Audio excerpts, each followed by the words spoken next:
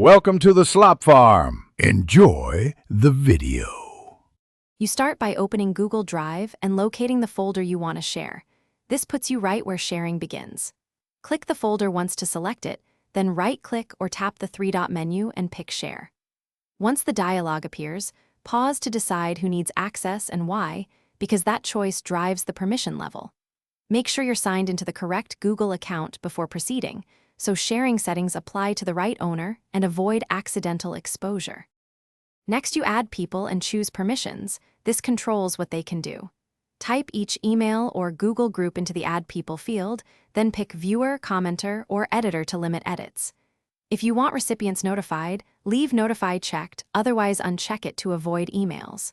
For broad access, change link settings to anyone with the link and assign a role, but be cautious. Link sharing is less controlled.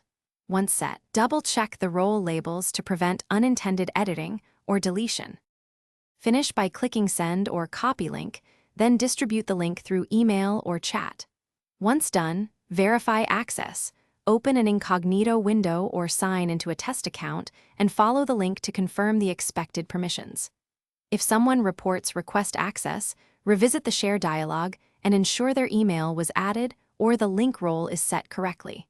Also, make sure the folder owner didn't restrict sharing. Change settings or reassign ownership if recipients still cannot open. Thanks for watching. Consider subscribing if we helped you today.